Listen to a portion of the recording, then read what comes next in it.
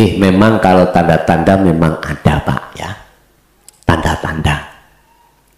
Salah satu di antara tanda-tanda nek umure kari didik, ngoten.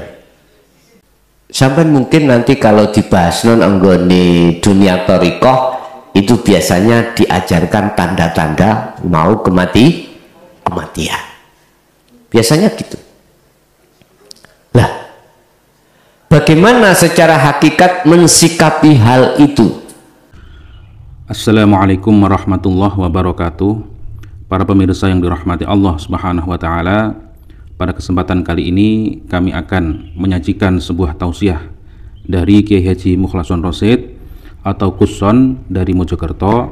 Semoga apa yang disampaikan oleh beliau bisa memberi manfaat bagi kita dan bisa menjadi pencerah perjalanan kita hidup di dunia dan di akhirat kelak. Intine mek ngeten tondo-tondone umuriku kari semene.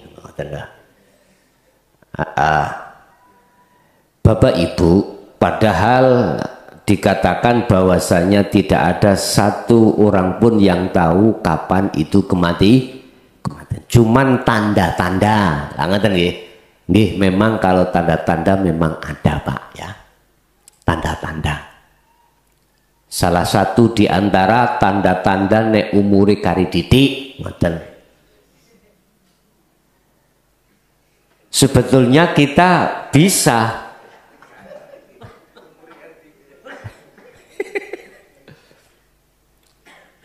termasuk dokter iku bisa memprediksi miturut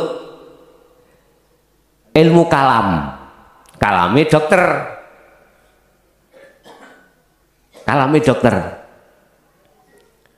Tapi di dunia non medis loh ya, itu memang ada tanda-tanda.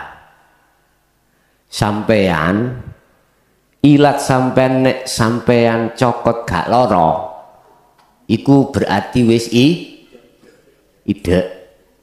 Tapi ini tidak bisa dijadikan sebagai ukuran yang pasti, ngono lah ya. Ndak, boten Pak. Sampai mungkin nanti kalau dibahas non anggone dunia thariqah itu biasanya diajarkan tanda-tanda mau kematian. Biasanya gitu. Lah, bagaimana secara hakikat mensikapi hal itu? Padahal katanya tentang masalah umur, jodoh, rezeki iku wis dicatet Gusti Allah. Ngene Pak, mengapa Allah menampilkan 3 makom, mukhadharah, mukasyafah, dan musyahadah? Disitulah. Tapi tidak bisa dijadikan sebagai barometer yang pasti tentang ketiga hal itu. Kadang cocok, kadang boten cocok. Masa Gusti Allah gak cocok, ono gak cocok, gak mungkin toh Pak ya? Ya gak mungkin.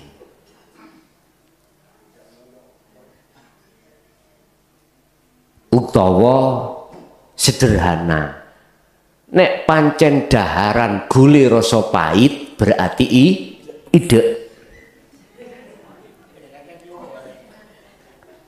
Iku dialami wong loro. Lah ngoten nggih. Berarti terus Kanjeng Nabi bener, loro itu mendekati kematian. Ya wis sampai nek umpama dilat gule kok ya pahit, wis ndang siap-siapa.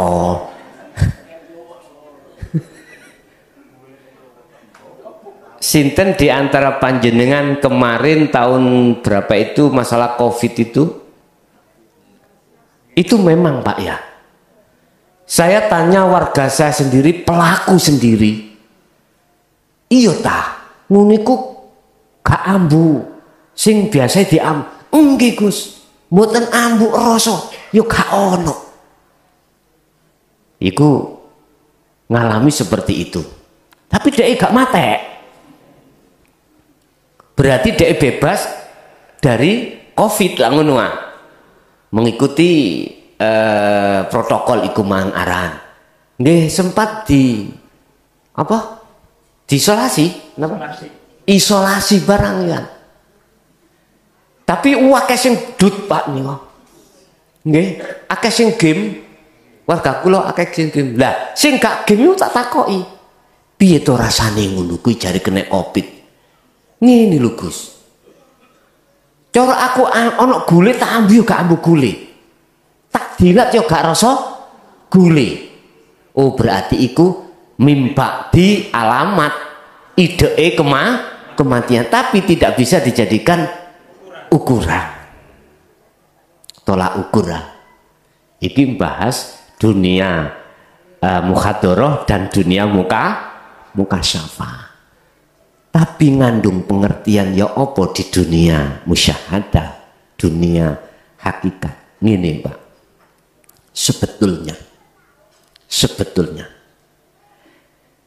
dengan cara sampean iku diwenehi momen Allah Covid dek wingi, iku Allah sebetulnya memberikan satu waktu kesempatan Anda untuk meninggalkan selain Allah dalam arti zuhud.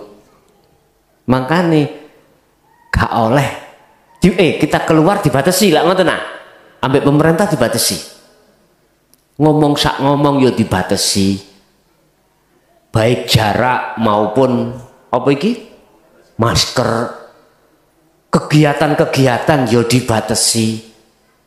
Sebetulnya niku nek tak tarik ke dalam niku Allah memberikan kesempatan kita untuk meninggalkan kerja. Meninggalkan semuanya biar diisolasi ning kamar dewe, maksudnya dikongkon uzlah aslinya wonten mriku. Tondo-tondo jenengan iki kematian wis. Kalau kita bicara bagaimana tanda-tanda kematian hati, misalnya balik mana nang keterangan tadi, pertama ning ati iki ono cinta selain Allah. Tondo iki nek ati mati. Sebab apa? Kita urai. Dengan cintanya kita selain Allah itu akan menjadikan satu hijab tutup ning ati. Sehingga melalaikan hati terhadap Allah. Itu pasti, Pak. Nyuwun sewu, sinten biyen sing tahu jatuh cinta, sing lanang nang wedok, sing wedok wong lanang, cinta pertama lho, Pak. Sedaya nggih? Coba. Jangankan orang lain mengingatkan kita, wong tuwa gak direken. Lah ngoten nggih. Sebab saking cintane ati nang si dia. Lah ngoten nggih. Iku nek cara Mojokerto jenenge cinta saka nyangka koder. Wis gak kena diluk ngoten iki mboten kenging. Beda agama wis diterak ae. Kadung sama hati kita ketika mencintai selain Allah dipastikan akan menghijabi hati kita pada Allah. Makanya bahasanya ini, in kuntum tuhibbunallaha, apabila cintamu ingin diterima Allah, kata Rasulullah, fattabi'uni, ikuto ajaraku, kata Rasulullah. Kalau kau mengikuti yuhibbukumullah, cintamu akan diterima Allah. Allah akan menerima cinta kita manakala kita tidak bercinta selain. Berhubung kadung melekat cinta terhadap selain Allah, jalan satu-satunya nafekno la ilaha, isbatno illallah. Hancurkanlah Allah wakeh dalam hatimu dengan cara berzikir sirul asrar tadi. Dengan begitu maka illallah dengan sendirinya akan diterima cintamu. Sebab apa? Terus si ayat wa yaghfir lakum dzunubakum. Kesalahan hatimu, ruhmu bercinta terhadap selain Allah tadi di sepuro Pak. Terus maneh sebab innallaha ghafurur rahim, sebab Allah Maha apabila srengenge belum muncul dari barat. Berarti masih ada kesempatan. Nggih. Wonten boleh? Assalamualaikum warahmatullahi wabarakatuh. Waalaikumsalam warahmatullahi wabarakatuh.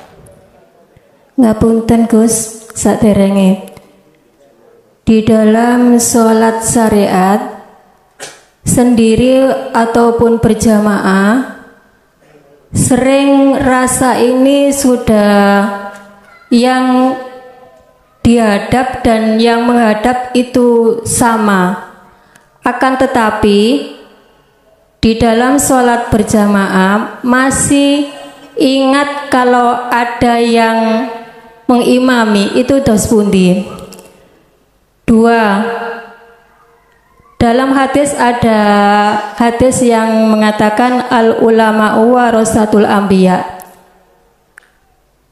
Bagaimana bedanya antara ulama dan aulia atau wali Allah? Sampun ngoten mawon. Wassalamualaikum warahmatullahi wabarakatuh. Waalaikumsalam warahmatullahi wabarakatuh. Ketika sholat baik munfarid dan sendiri maupun berjamaah, di situ sudah tidak ada yang menyembah dan disembah, artinya sama. Sing nyembah ya sing disembah. Tetapi ketika berjamaah saya masih melihat imam. Bagaimana ini? Ini Pak Bu, kalau kedudukan ruh itu sudah dikatakan masuk dalam alam akhirat, berarti cara zikir la ilaha illa ana, berarti kan ahad Pak. Memang di situ sudah tidak ada sebutan mana yang menyembah dan mana yang disembah. La ibsorun wa mubsorun wa basorun. Itulah namanya ahad. Itulah sebenar-benarnya menyembah itu di situ. Sebab semuanya itu yo ana. Tidak ada Tuhan kecuali aku. Pun. Wis nggak ada yang lainnya itu. Tapi ketika berjamaah kita masih melihat imam itu bagaimana? Lah, kalau sampai ndelok imam itu nyun sewu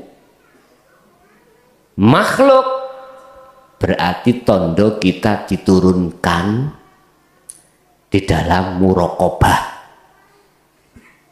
Anta berarti muraqabah, ana berarti makrifat. Nah, pesan saya, manakala diturunkan muraqabah sampai harus ngambil kuda-kuda, sopo sing ngedukno? Berarti balik maneh nggih? Balik maneh nang Allah lagi. Wis itu. Sehingga idza waqa'atat kalane Anda diturunkan di jalur maksiati ati berupa lalai dari Allah, iku gak disebut lali dikarenakan kau sadar sing ngedukno ya sapa. Satu. Dua, terkait hadis al ulama'u warasatul anbiya. Ulama itu pewaris para nabi. Wis. Di situ ada nabi dan rasul. Nek rasul mesti nabi, nek nabi belum tentu rasul. Ini khilaf Pak. Khilaf niku ada dua makalah. Pertama, dari sudut hakikat Nabi itu tidak diperintahkan untuk menyampaikan. Nek Rasul iku mesti diutus untuk menyampaikan. Satu, menyampaikan tentang apa? Ya menyampaikan tentang ajaran kesempurnaan di dalam keislaman, baik secara zahir maupun secara batin. Satu. Dua, ada yang bermakalah kalau Nabi belum tentu Rasul, kalau Rasul ikut tentu Nabi. Ngini, nek Nabi iku lungguhi ning ibadatul jawareh, berarti laku syariat. Nek Rasul iku sampak laku hakikat menuju ma'rifat. Ada yang seperti itu. Terus bagaimana pendapat jenengan? Nek cara kula jawab gak karu-karune yo gak salah. Wis ngoten tok kula. Karu-karune gak salah. Apa perbedaan wali ambek Nabi? Nek aku mengikuti makalah kedua loh ya. Makalah kedua, wali itu kan kekasih Allah, ya toh. Dalam pandangan Allah, indah Allah, bukan pandangan manusia, pandangan Allah. Wali iku karin delok dheweke kuwi diperintahno Allah nyampe no apa enggak? Nek mboten, mohon maaf. Nek nggih berarti iku luwih dhuwur wali katimbang nyuwun sewu. Nek nderek makalah yang kedua. Nek nderek makalah yang pertama, mohon maaf, kekasih Allah iku macam luru. Ada yang menyampaikan, ada yang tidak. Yang menyampaikan dinul haq iku berarti dia itu prosesnya diletakkan di khawasul khawas, berarti jalurnya di wasilun. Ngatan. Tapi ada kekasih Allah yang tidak menyampaikan. Secara terang-terangan tidak. Berdakwah boten, Pak. Berdakwah boten. Beliau itu duduk di majedub, sistemnya majedubun, sistemnya lakune jadab. Berarti dilebokno golongan khos beliau ini. Berarti nggak ada tablet. Jenengan yo gak paham Pak, dia itu beliau itu nek sampean takoki jawabannya gak cocok ambek sampean takoki. Umpama Mbah saking pundi, jawabe sapiku mana pitu. Lah gak sambung sini ku. Terus maneh jenengan iku nganggep wong iki lho kok ngoceh ae, koyok ngomong-omongan ambek bangsa halus. Lah kan ngene ya. Wis gak nalar lah. Cara akal gak nalar. Perilakunya khariqul adat. Wis gak sebelah ini kados jenengan. Jenengan iki nek cara manusiawiyah yang normal, yo bebuju, yo anak, yo nyambut gawe dan lain sebagainya. Dia lo nggak ngereken. Mungkin di Mojokerto atau di Sidoarjo ada namanya Mas'ud, celukane Gus Ud. Makomnya di Pager Wojo. Itu termasuk kekasih Allah. Saya berani mengatakan kekasih Allah sing di jalur majedub. Mengapa? Karena saya tahu sendiri pada waktu kecil saya, beliau itu kan rencange abah kula dikengken nek Jumat apa kula lali kula. Niku teng masjid mriku nek mantun Jumatan iku ngejak makoman, Pak. Niku lho. Manakib nggih. Manakib nek ketemu makom, mohon maaf nggih. Tidak mengurangi rasa hormat beliau. Mulai kelambi kupluk sarung lepas. gondal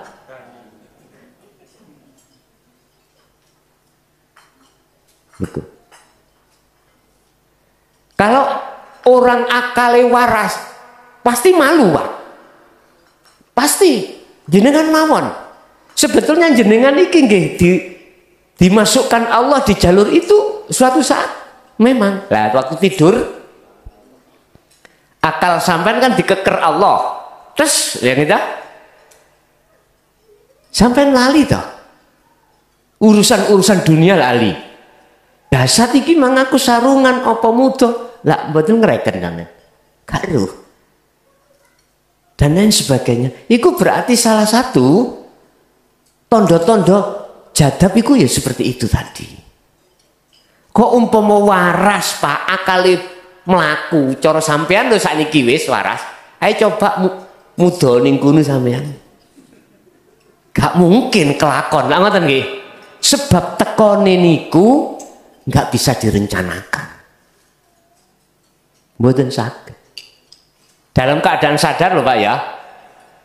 Nek dalam keadaan tidur, mohon maaf bisa direncanakan. Hari Allah akhirnya lali.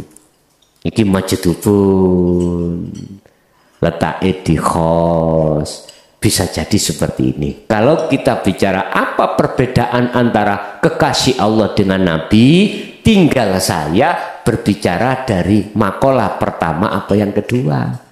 Kalau makalah yang kedua, makalah yang pertama,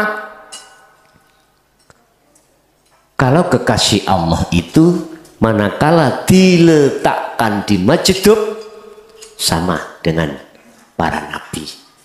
Kalau diletakkan di wasilun, ya nikah wau sama. Secara hakikat, bukan secara syariat Pak. Sekali lagi saya katakan secara hakikat bukan secara syariat. Nek secara syariat la nabiyya ba'da wa akhir zaman Muhammad bin Abdullah. Jadi gak ono nabi dan rasul setelah Nabi Muhammad. Rasul itu kan utusan Pak. Hakikatnya jenengan kalau kesini tidak diutus Allah gak mungkin bisa. Rene dewe nggak iso. Saya rene dewe mboten saged karena diutus Allah, dibimbing Allah, diterki Allah, hidup pada diri saya, akhirnya jasad bisa sampai di sini. Mandang saya dari sisi hakikat, bukan sisi syariat. Nek kacamata syariat tetap saya mengatakan ora enek rasul, ora enek nabi sak badane Muhammad bin Abdillah. Jelas nggih? Nggih, wonten melih.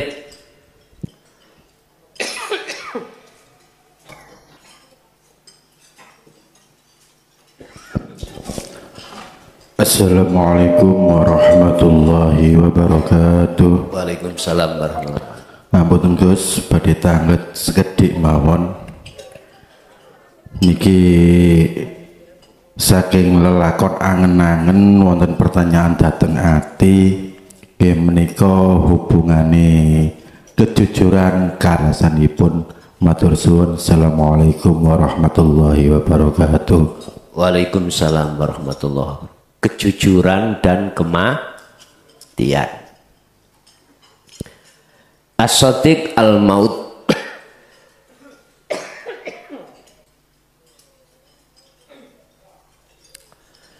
Kejujuran itu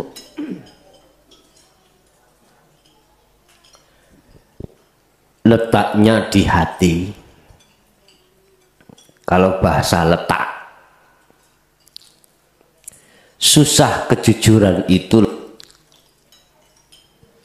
Kejujuran adalah sesuatu yang tidak ada sedikit pun kemusyrikan kepada Allah.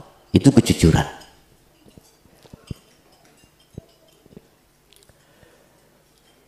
Siapapun hati panjenengan, wis saya tidak melihat bendera, pasti berkeyakinan Anda akan kembali pada Allah. Siapapun, khususnya bagi umat Islam, pasti mengatakan kita nanti akan kembali pada Allah. Kejujuran dalam bentuk kembali. Cuman saja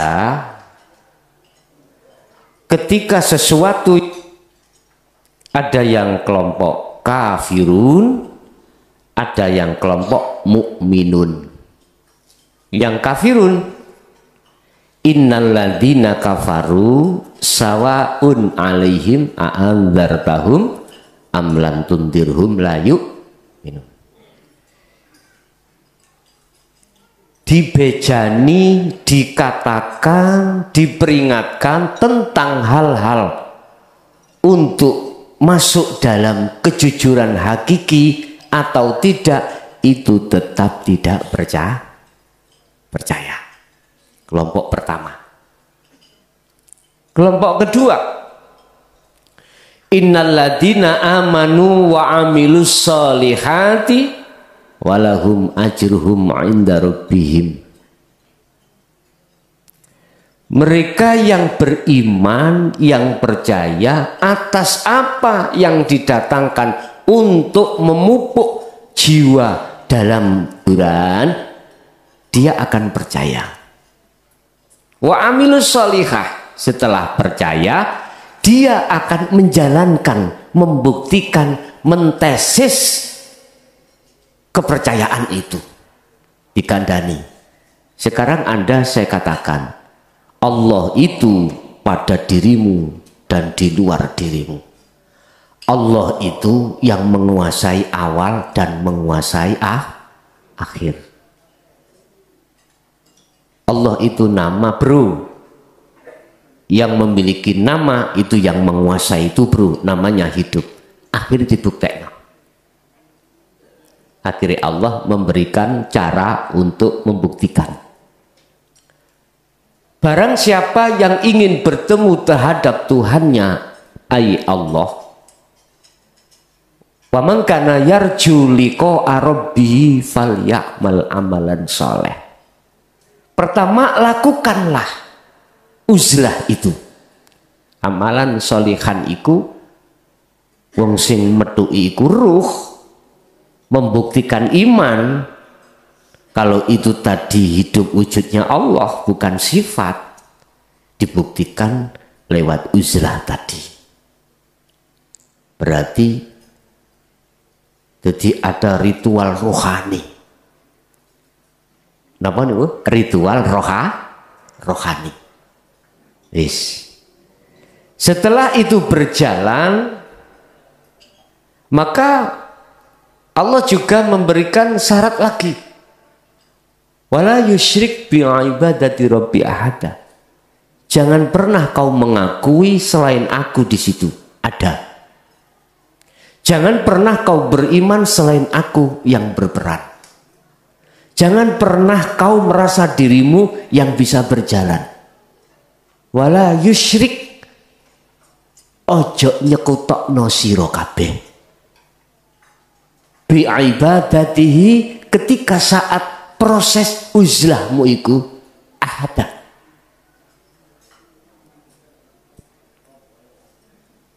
Terhadap yang ahad. Ojo.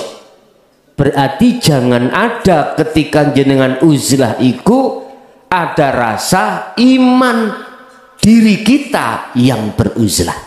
Diri kita yang bisa berzikir. Diri kita atau makhluk lain yang berperan. Jangan. Itu syarat. Jikalau syarat dua ini Anda laksanakan, ayatnya kan barang siapa yang ingin bertemu Tuhannya, syaratnya ono loro. Nek iki syaratnya sudah sampai datangkan, berarti kalimah iki mang jawabane, maka dia pasti ketemu Allah. Nah, kejujuran yang dimaksud di sini adalah segala hal apapun itu Anda tidak pernah bohong. Ning Quran iki Allah dawuh bahwasanya Allah ning jaba, Allah ning ger. Berarti sampean dipaksa untuk ke ana. Nek wis ke ana, apa yang ada hidup diri panjenengan kali kula wis gak ana bedane. La farqa bainahum. Ada yang mengatakan la farqa bainahuma. Tidak ada bedanya keduanya itu. Bukan berarti dua loh ya. Tidak ada bedanya itu bukan berarti ada dua, betul. Bahkan ada yang mengatakan la farqa bainahum. Tidak ada bedanya di antara banyak itu, nggak ada bedanya. Itulah namanya ahad, esa, tunggal. Kalau esa tunggal itu tidak ada yang lain.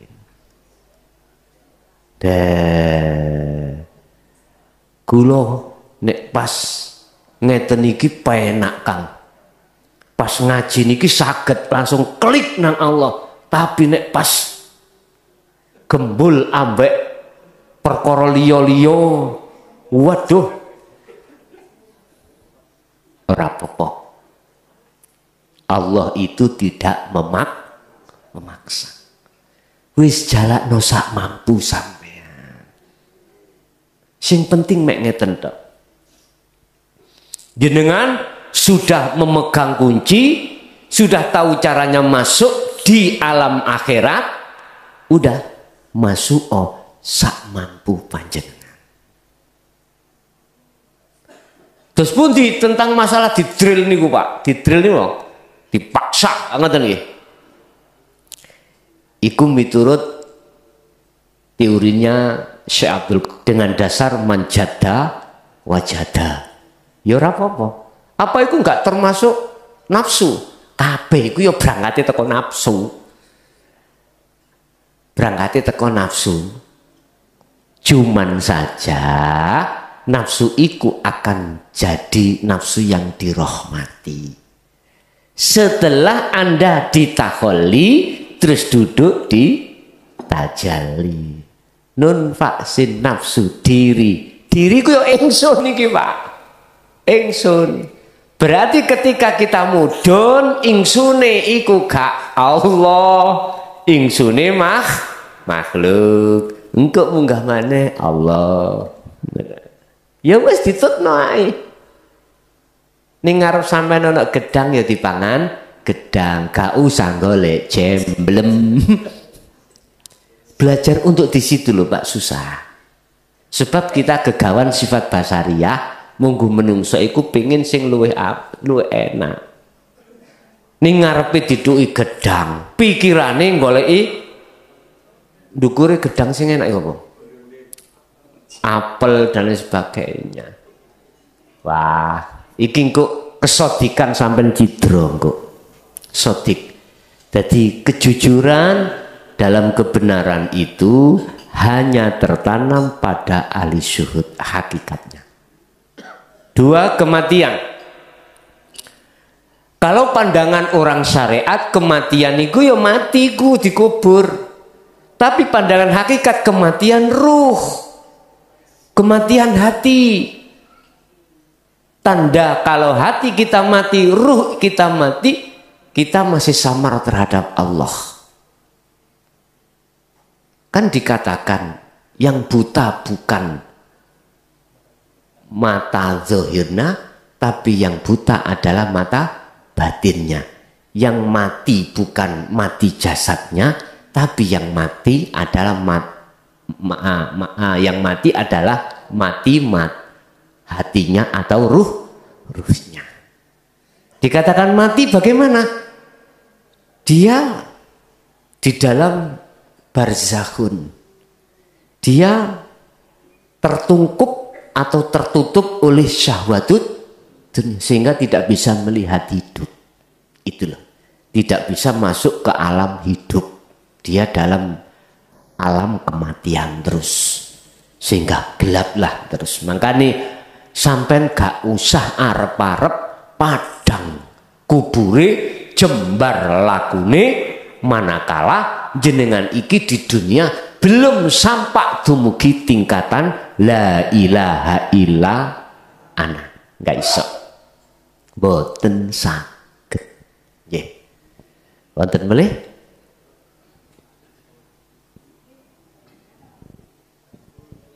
Sampun, Pak? Bu, sampun?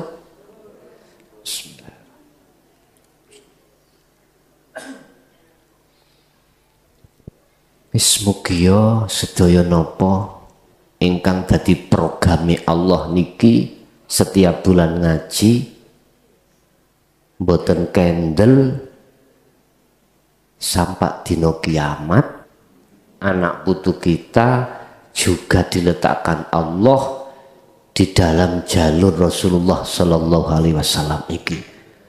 Al-Fatihah. Alhamdulillahirabbil alamin. Demikianlah tausiah dari Kiai Haji Mukhlason Rosid, yang mana beliau adalah pengasuh Pondok Pesantren Jaya Baru yang terletak di daerah Mojokerto, Jawa Timur. Tepatnya yaitu ada di Kecamatan Bangsal, Desa Sumbertebu, Jalan Perjuangan, Gelonggongan.